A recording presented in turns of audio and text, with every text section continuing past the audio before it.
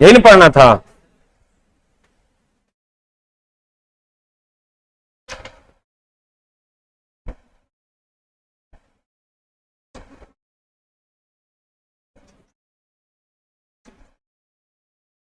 Transformer की हानि। Sir हमने कहा, दे दिया, लगा दिया। ट्रांसफार्मर की हानि दो प्रकार की होती है। एक होता है मेरे दोस्त लोह हानि, और एक होता है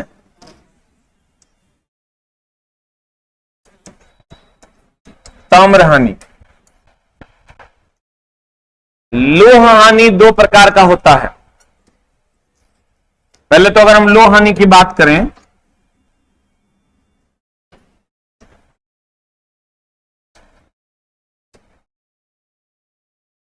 अगर मेरे दोस्त हम लोह हानि की बात करें, इसको हम नो लोड लॉस कहते हैं।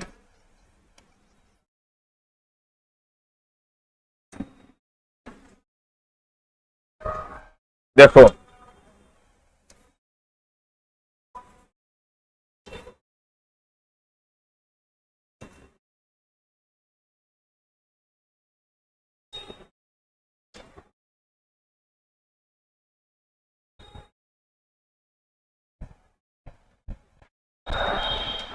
तो ठीक है, क्या देखा कि क्रोड का लॉस लोह हानि, कुंडली का लॉस ताम्र हानि। सही है ना प्यारे बच्चों? इसमें लोड देते हैं क्या, करंट इसमें देते हैं क्या? क्रोड में करंट किसमें देते हैं? अरे करंट किसमें देते हैं? क्वाइल में करंट किसमें देते हैं? तो भैया इसका मतलब ये लोड लॉस है।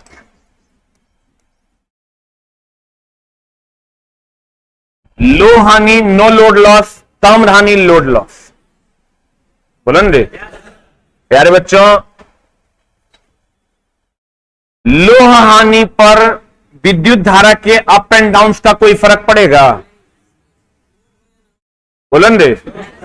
लेकिन ताम्र हानि का पड़ेगा ना, पक्का। अब देखो ये दो प्रकार का,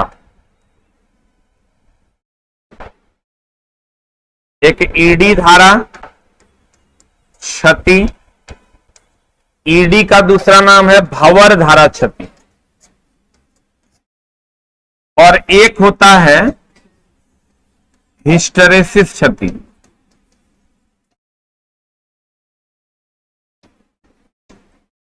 देखो अगर ताम्र हानि को कम करना है, ये दोनों हानि को हम कम करना चाहेंगे कि बढ़ाना चाहेंगे? सर ये दोनों हानि को कम करने के लिए, या खास करके भंवर धारा हानि को कम करने के लिए। भंवर धारा हानि के कारण गर्म हो जाता है, क्या हो जाता है मेरे दोस्त?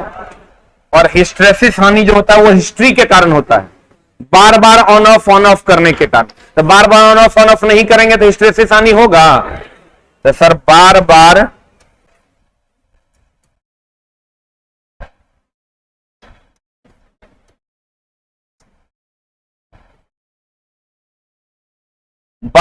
ऑन ऑफ करने से, बार बार क्या करने से?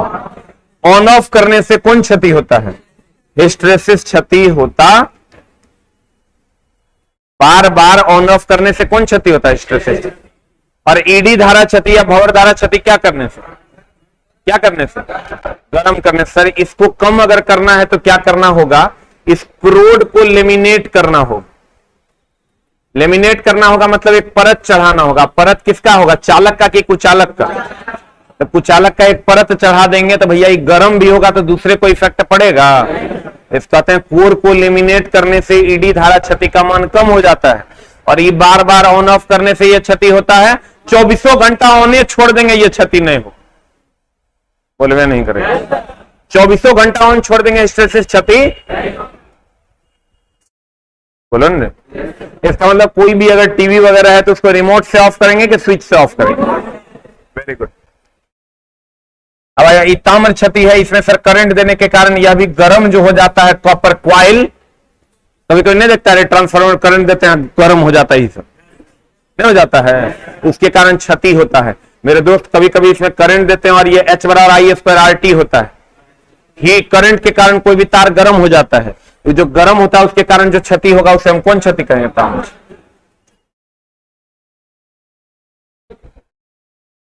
सिलिकॉन स्टील होता है। सिलिकॉन स्टील वह स्टील होता है सर जिसमें सिलिकॉन भी एक अवयव होता है। सिलिकॉन स्टील वह स्टील होता है जिसमें सिलिकॉन एक अवयव होता है, जिसमें सिलिकॉन एक अवयव होता है। अब देखो ट्रांसफार्मर ये की हानियां ये कितने प्रकार की होती है? कौन कौन? ताम्रहानि और क्रोड के द्वारा। लोहानी है, कौन हानि है ये प्यारे बच्चों? ये लोह हानि। तो लोहानी किसमें होगा? किसमें होगा? कहते हैं क्रोड के द्वारा होने वाली हानि को कौन हानि कहते हैं? लोह। और ट्रांसफार्मर में के प्राथमिक कुंडली को 24 घंटे उत्तेजित रहने पर लोहानी का मान क्या होगा? कम। इसका मान बताओ, ये क्रोड में करंट देते हैं क्या? इसका मान लोड पर निर्भर करेगा? अरे एकरे में लोहानी होता है रे। इसका मान करंट पर निर्भर करेगा? कहते हैं इसका मान लोड से मुक्त होता है, हर लोड पर यह समान रहता है, इसलिए इसे नो लोड लॉस भी कहते हैं। बोलो रे, हर लोड पर यह क्या रहता है? समान रहता है। कहते हैं मेरे दोस्त लोह हानि की गणना ओपन सर्किट परीक्षण द्वारा। अब देखो, एक होता है ओपन सर्किट परीक्षण, एक होता है क्लोज सर्किट परीक्षण। आप कहेगा ये ओपन सर्किट परीक्षण और क्लोज सर्किट परीक्षण क्या होता है? तो इस पर हम लोग चर्चा करेंगे। आपको ये पता है कि खुले परिपथ में विद्युत धारा का प्रवाह होता है कि बंद परिपथ में? पक्का। अच्छा बताओ, इसमें करंट देते हैं क्या? हाँ, तो अगर क्वाइल में, इसका मतलब क्वाइल में करंट देते हैं तो ये बंद सर्किट में होगा परीक्षण की खुले सर्किट में? क्योंकि खुला होगा तो विद्युत धारा का प्रवाह नहीं होगा। लेकिन इसमें करंट नहीं देते हैं, इसमें करंट नहीं देते हैं, इसमें करंट नहीं देते हैं। तो ये भैया ओपन रहेगा तो कोई फर्क? ये ओपन सर्किट परीक्षण होता है क्योंकि इसमें करंट देते नहीं। लेकिन वही अगर ताम्रहानि की बात करेगा तब ताम्रहानि किसमें होता है? क्वाइल में कि क्रोड में? किसमें? Very good. लोह हानि की गणना ओपन सर्किट परीक्षण द्वारा की जाती है। लोह हानि की गणना हेतु वाट मीटर का प्रयोग किया जाता है। ये दो प्रकार के होता है। वाट मीटर होता है सर जो शक्ति नापता है। क्या नापता है सर? इसकी गणना जो है लोह क्षति की कितनी लोह क्षति है, इसकी गणना हम लोग सर इसकी शक्ति को नाप कर करते हैं। शक्ति मतलब वोल्टेज और करंट दे के तब वोल्टेज और करंट को मल्टीप्लाई करके करते हैं। आपको खाली याद रखना है कि ये किसके द्वारा किया जाता है? वाट मीटर के। किसके द्वारा? लोह क्षति। सेम बात आ गया क्या?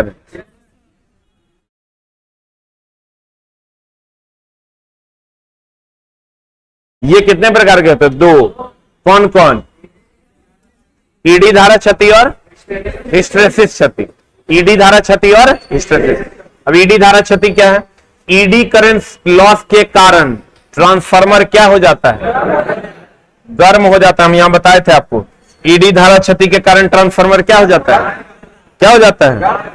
गर्म हो जाता है। उसको शेयर कर दीजिए ग्रुप में, उसको ग्रुप में शेयर कर दीजिए वीडियो को। ट्रांसफार्मर गर्म हो जाता है। ईडी धारा हानि ज्ञात करने का सूत्र है, ये फॉर्मूला तो आपको याद रखना हो, PM square F square T square. PM WE है ईडी धारा क्षति। WE क्या है मेरे दोस्त? ईडी धारा क्षति वाट में। BM है अधिकतम चुंबकीय फ्लक्स घनत्व। F है फ्रीक्वेंसी और T है क्रोड की मोटाई, कि वो क्रोड कितना मोटा है, यही है T। ये जो क्रोड है ये कितना मोटा है, यही है T। यही क्या है? T। मेरे प्यारे बच्चों ये mm में है। किसमें है? किसमें है? mm में। सब दिया हुआ है, ये वेबर पर मीटर स्क्वायर में, ये हर्ट्ज में, ये वाट में, ये mm में। अब तुम कहेगा सर ये निकालने के लिए देगा एग्जाम में? नहीं, ये निकालने नहीं देगा। तुमको क्वेश्चन ही पूछेगा कि बताओ अगर आवृत्ति के मान को बढ़ा देंगे तो क्षति का मान बढ़ेगा कि घटेगा, थिकनेस बढ़ा देंगे क्षति का मान बढ़ेगा कि, यही क्वेश्चन पूछे। तुमको कहेगा निम्न में से किसको बढ़ाने पर ईडी धारा क्षति का मान बढ़ जाएगा, हम कहेंगे भैया अगर आवृत्ति या थिकनेस या चुंबकीय फ्लक्स घनत्व है तो आंसर हो जाएगा। अब बताओ तापमान पर निर्भर करता है क्या? कि हम आपको बोले हैं कि ये गर्म हो जाता है लेकिन गर्मी पर निर्भर नहीं करता। ट्रांसफार्मर की कोई भी क्षति गर्मी पर निर्भर नहीं करता। इसीलिए ठंडा प्रदेश हो, गर्म प्रदेश हो, कितनो धूप हो, धूप के कारण ट्रांसफार्मर में कोई क्षति नहीं होता है, वो खुद गर्म होता है, उसके कारण ट्रांसफार्मर में क्षति होती है। धूप आ रहा है उससे क्षति नहीं है, उसमें जो करंट दे रहे हैं उससे जो वो गर्म हो रहा है उसके कारण क्षति होती है। नहीं समझा? जैसे सर कि किसी का पेट खराब है तो उससे आपकी क्षति है क्या, लेकिन आपका पेट खराब है तो क्षति है। वैसे ही ट्रांसफार्मर खुद गर्म होता है तो उसकी क्षति होती है, कहीं और से गर्मी आती है तो उसकी कोई क्षति नहीं होती। इसका मतलब यह हुआ मेरे दोस्त कि एनवायरनमेंट की गर्मी कितनों हो जाए,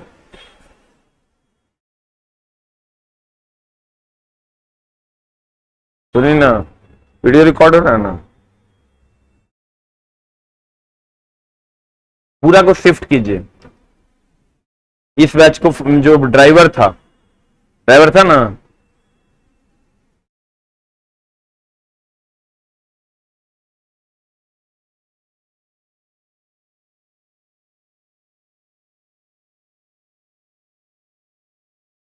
कि आपको क्वेश्चन पूछेगा अधिकतर कि बताओ ईडी धारा क्षति का मान किस पर निर्भर नहीं करता है। किस पर नहीं करता है मेरे दोस्त? तापमान पर। किस पर निर्भर नहीं करता? तापमान पर निर्भर करता कि नहीं करता? तापमान पर निर्भर नहीं करता है। आप कहिएगा क्यों नहीं करता है सर? क्योंकि फॉर्मूला कह रहा है कि सर दूसरे के तापमान पर निर्भर नहीं करता है, लेकिन खुद के तापमान, खुद की गर्मी पर निर्भर करता है। ये खुद जब गर्म हो जाएगा तब, बोलो ना। आपको कहेगा बताइए ईडी धारा क्षति का मान तापमान पर निर्भर करता? कहेंगे नहीं। कहेंगे किस पर निर्भर करता? बीएम पर, एफ पर, टी पर। खास करके ये सवाल रहता है फ्रीक्वेंसी पर। भंवर धारा हानि को कम करने के लिए विद्युत संयंत्रों के क्रोड को, हम बोले अगर भंवर धारा हानि को कम करना है, इसके संयंत्रों के कोड को लेमिनेट कर देंगे। किससे? कुचालक से कि सुचालक से? प्यारे बच्चों कहते हैं भंवर धारा हानि को कम करने के लिए विद्युत संयंत्रों के क्रोड को लेमिनेट करते हिस्टैरिसीस हानि। क्रोड के बार बार, देखो हिस्टैरिसीस हानि क्या है? क्रोड को बार बार चुंबकित तथा विचुंबकित होने में विद्युत शक्ति की जो खपत होती है उसे हम कौन हानि कहते हैं? हिस्टैरिसीस। कौन हानि कहते हैं? हिस्टैरिसीस हानि तथा ईडी धारा हानि का मान एसी की आवृत्ति बढ़ाने से बढ़ेगा कि घटेगा? देखो हिस्टैरिसीस हानि का आगे फॉर्मूला दिया हुआ है, यह भी आवृत्ति पर निर्भर करता है। हिस्टैरिसीस हानि भी निर्भर करता है, ईडी धारा हानि भी निर्भर करता है। इसका मतलब दोनों की अगर करंट की आवृत्ति बढ़ा देंगे तो यह हानियां बढ़ेगी कि घटेगी? तो कहते हैं जहां WH हिस्टैरिसीस हानि है, ईटा हिस्टैरिसीस नियतांक है, बीएम अधिकतम चुंबकीय फ्लक्स घनत्व है, एफ फ्रीक्वेंसी है, बी क्रोड का आयतन। बोलो ना रे।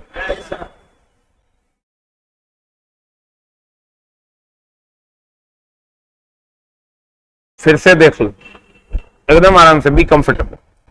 आज सर हम लोग क्षति को पढ़ेंगे अच्छे से, इसलिए कि क्षति का मामला बड़ा टाइट है। 4 बार और है, सेम चीज कॉपी एंड पेस्ट, जितना मोटर है और जितना जनरेटर है सब जगह।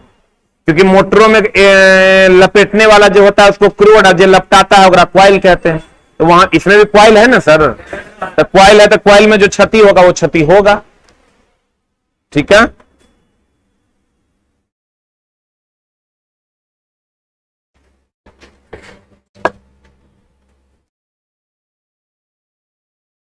लो हानि कितने प्रकार का? ईडी धारा क्षति और ताम्र हानि। ताम्र हानि अकेले होता है या डायरेक्ट इसमें करंट देते हैं, इसके कारण जो हानि होता है उसे हम ताम्र हानि कहते हैं। ताम्रहानि लोड पर डायरेक्ट निर्भर करता है, इसलिए इसको लोड लॉस कहते हैं। और यह लोड पर निर्भर नहीं करता है क्योंकि यह क्रोड में होता है, तो भैया ये नो लोड लॉस है। नो लोड लॉस दो प्रकार का होता है, ईडी धारा क्षति यानी भंवर क्षति और हिस्टैरिसीस क्षति। ईडी धारा क्षति होता है गर्म होने के कारण, और भंवर धारा क्षति होता है बार बार ऑन ऑफ करने के कारण। अगर आपको इससे बचना है तो भैया 24 घंटा प्राइमरी वाइंडिंग को चालू रखो। अब बोलो कैसे? जैसे यहां करंट दिया ना, ये करंट आउटपुट है, यहीं पर सर एगो स्विच होता है, यहां पर एक स्विच होता है। अब जो रिमोट ऐसे, ये मान लो आपकी टीवी का सारा यूनिट है, जैसे आप रिमोट ऑफ करते हो ना, यहां से कट हो जाता है, यहां से कट हो गया कनेक्शन। तो प्राइमरी में तो कनेक्शन है, लेकिन सेकेंडरी में है क्या? क्यों नहीं है? क्योंकि सेकेंडरी ओपन सर्किट है। आप जो इसे स्विच ऑफ करते हो तो यही स्विच ऑफ हो जाता है, फिर स्विच ऑन करते हो रिमोट का। तो प्राइमरी में अगर हमेशा करंट रहेगा तो इसकी हिस्ट्री होगी ही नहीं, इसलिए हिस्टैरिसीस लॉस। लेकिन सेकेंडरी में कुछ ना कुछ लॉस होगा, बोलो ना। तो प्यारे बच्चों, इसके बाद आते हैं हम ताम्रहानि पर। अब बताओ, दोनों जो है ये दोनों हानियां फ्रीक्वेंसी पर निर्भर करती है कि नहीं करती? नहीं करती। तापमान पर?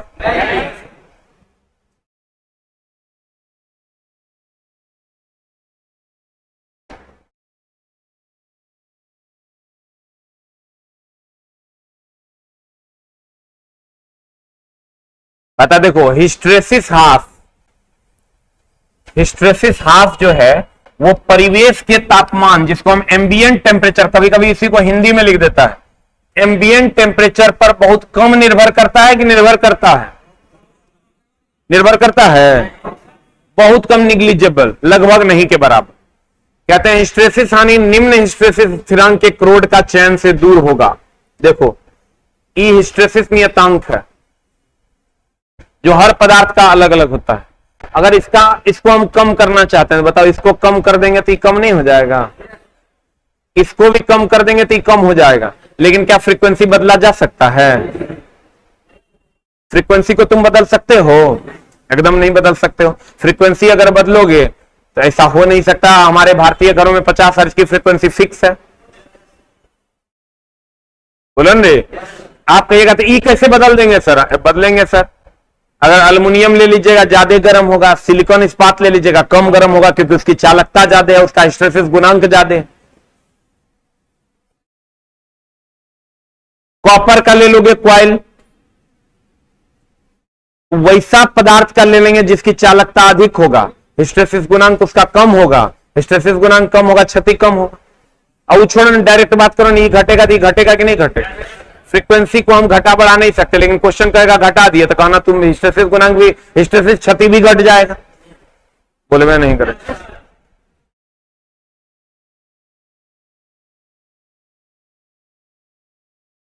हिस्टैरिसीस यानी निम्न हिस्टैरिसीस स्थिरांक के क्रोड का चयन से दूर हो जाएगा। इसका अगर हम हिस्टैरिसीस छाती को दूर करना चाहते हैं तो वैसा पदार्थ का क्रोड लेंगे जिसका हिस्टैरिसीस गुणांक कम होगा, उससे ये दूर होगा कि नहीं होगा? इसके कम होने से कम होगा कि ज्यादा? बेहतर क्वालिटी के मैग्नेटिक मटेरियल यानी CRGOS, cold rolled grain oriented silicon steel. एक कोल्ड रोल्ड ग्रेन का मतलब समझते हैं? ग्रेन का मतलब होता है सर छोटे छोटे कण। ग्रेन का मतलब क्या होता है? छोटे छोटे कण। ग्रेन का मतलब, जैसे हर पदार्थ सर ग्रेन से बना हुआ है। हर पदार्थ किससे बना हुआ है? ग्रेन से बना हुआ है। बिना ग्रेन के कोई भी पदार्थ बनता नहीं है। कोई भी पदार्थ अगर मेरे दोस्त बन रहा है वो छोटे छोटे ग्रेन से मिलकर बना हुआ है। तो अगर हम एकदम सॉलिड ओरिएंटेड ग्रेन लेते हैं, ओरिएंटेड मतलब होता है सर पूरा मिक्स होगा ग्रेन, जैसे सर रुखड़ापन उसमें कम हो। क्या कम हो सर? रुखड़ापन उसमें कम हो। क्या कम हो? क्या कम हो? रुखड़ापन उसमें कम हो। ग्रेन्ड ओरिएंटेड हो। ग्रेन्ड ओरिएंटेड का मतलब उसके जो कण है, जैसे तुम देखता होगा हम लोग मोटा मोटा अगर कण वाला लोहा देखते हैं तो कहते हैं गड़बड़ है, उभरा उभरा रहता है बूंदा बूंदा, हम कहते हैं गड़बड़ है। और वही पतला पतला कण रहता है तो हम लोग की कहते हैं ठीक। हाथ मार के देखते हैं, अगर हाथ मार के तुम्हारा बहुत ज्यादा रुखड़ापन है इसका मतलब खराब है, अब पूरा सट सट प्लेन है इसका मतलब बढ़िया है। तुम देखना सस्ता, हम लोग कहते हैं टाटा का रड बड़ी बढ़िया है, तो टाटा का रड बढ़िया है कर मतलब की है, उसको छू के देखना, और नॉर्मल केटू सरिया छू के देखना, दोनों में तरफ फर्क बुझाए। बढ़िया वाला सरिया आओगे हाथ दोगे पूरा फिसलेगा, प्लेन होता है क्योंकि वो बढ़िया से मिक्स होता है। जैसे सर मिट्टी ले लो, मिट्टी अगर ढेला बढ़िया से मिला दिया तो मूर्ति का मुंह बढ़िया बनेगा, और ढेला अगर तुम बढ़िया से नहीं मिला तो मूर्ति का मुंह बढ़िया बनेगा। तो अगर ढेला बढ़िया से मिला दिया इसका मतलब ओरिएंटेड ग्रेन्स हो गया, पतला पतला ग्रेन्स हो गया। तो कहते हैं मेरे दोस्त बेहतर क्वालिटी के मैग्नेटिक मटेरियल यानी CRGOS, cold rolled grain oriented silicon steel आदि का प्रयोग कर इससे बचा जा सकता, मतलब अच्छी क्वालिटी के सिलिकॉन। ये जो क्षति होता है सर ये किसमें होता है, स्टील में, सिलिकॉन इस्पात में कि कॉपर में? ये जो हिस्टेरेसिस क्षति हो रहा है ये किसमें हो रहा है, किसमें हो रहा है? सिलिकॉन इस्पात में ना, यानी क्रोड में ना। अच्छी क्वालिटी का इस्पात ले लेंगे तो ये क्षति कम हो जाएगा, क्या हो जाएगा? वही तो कह रहा है। बेहतर क्वालिटी के magnetic material CRGOS, cold rolled grand oriented silicon steel आदि का प्रयोग करके इससे बचा जा सकता है। उसके बाद है ताम्रहानि। बताओ ये लोड लॉस है कि नो लोड लॉस है? सर ये क्वाइल में जो हानि होगा वही ना ताम्रहानि होगा, बोलो न रे। कहते हैं यह हानि वाइंडिंग के प्रतिरोध गुण के कारण उत्पन्न होती है। भैया ये गर्म होगा, कोई भी चीज गर्म कब होता है? जब उसमें विरोध होगा। कोई भी चीज गर्म कब होता है? जब उसका क्या होता है? विरोध होता है। तो कहते हैं यह हानि वाइंडिंग के प्रतिरोध गुण के कारण उत्पन्न होता है। इस हानि का मान लोड के समानुपाती होता है क्योंकि यह डायरेक्टली लोड पर डिपेंड करता है। लोड बढ़ा देंगे तो बढ़ जाएगा, लोड घटा देंगे तो घट जाए, ठीक है।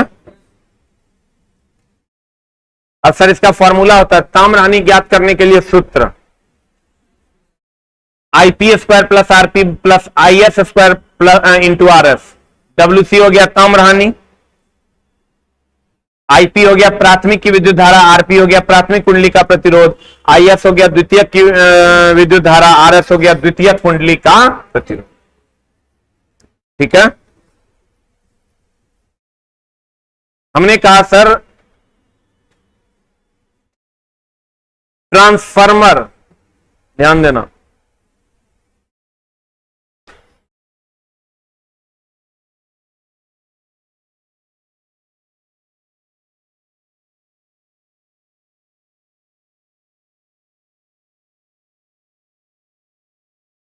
ट्रांसफार्मर में कोई भी पार्ट घूमने वाला नहीं होता। ये जो ट्रांसफार्मर है सर इसमें एक भी पार्ट घूमने वाला है क्या? मोटर जनरेटर के जैसा। इसमें आप करंट दीजिएगा हाई वोल्टेज, इधर से लो वोल्टेज निकल जाएगा, इधर से लो दीजिएगा जैसे हाई निकल जाए। इसमें एक भी पार्ट घूमने वाला नहीं है। इसमें एक भी पार्ट क्या नहीं है? घूमने वाला। तो बताओ इसमें घर्षण होगा? हम जूता लेके यहां खड़े हैं तो क्या रगड़ा जाएगा जूता? इसका मतलब इसमें घर्षण क्षति नहीं होता, मशीनी क्षति नहीं होता, बोलो न रे। इसका लॉस न्यूनतम कब होगा? इसका लॉस न्यूनतम तब होता है जब ताम्रहानि लो हानि के बराबर हो जाता है।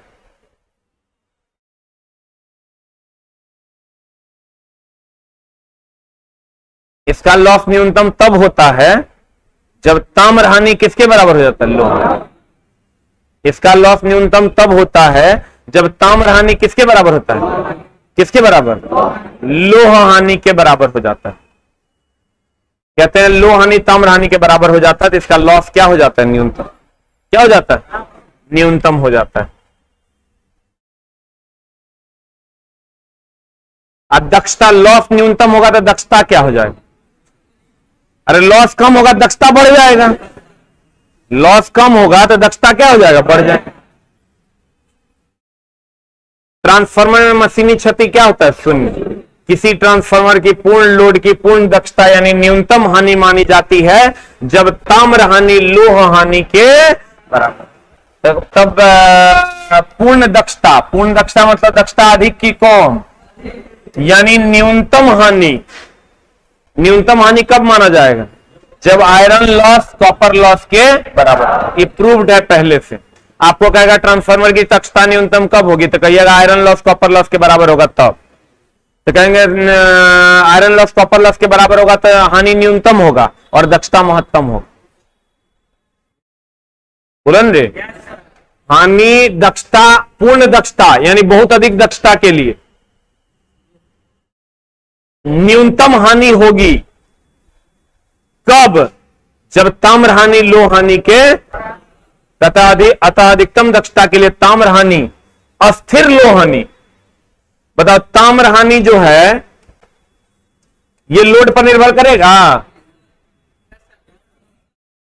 लोह हानि, तो लोह हानि अस्थिर हुआ कि अस्थिर हुआ? ताम्र हानि में करंट पर निर्भर करता है, अस्थिर ना हुआ। क्यों अस्थिर हुआ? क्योंकि लोड घटेगा बढ़ेगा, इसका हानि घट बढ़ जाएगा। मेरे दोस्त एकरा में लोड का कोई असर पड़ेगा? इसको हम नो लोड लॉस कहेंगे कि लोड लॉस कहेंगे? इसको हम अस्थिर हानि कह सकते हैं। तो कहते हैं अधिक दक्षता के लिए ताम्र, यही क्वेश्चन पूछा था डीएमआरसी में, अधिक दक्षता के लिए ताम्र हानि अस्थिर लोह हानि के समान होती है। हम यहां यह भी कह सकते थे अधिक दक्षता के लिए अस्थिर ताम्र हानि। कौन ताम्र हानि? ताम्र हानि अस्थिर की अस्थिर? अस्थिर ताम्र हानि अस्थिर लोह हानि के समान होती है, अर्थात जब ताम्र हानि लोह हानि के समान होती है तब ट्रांसफार्मर की दक्षता अधिकतम होती है। बोलेंगे ताम्र हानि लोह हानि के समान होगी तो दक्षता अधिकतम की न्यूनतम? अधिकतम की न्यूनतम? अधिकतम की न्यूनतम। ट्रांसफार्मर के समानांतर प्रचालन की शर्तें। Condition for parallel operation of transformer. Condition for parallel operation of transformer. देखो ये पैरेलल ऑपरेशन क्या है? फॉर एग्जांपल सर कि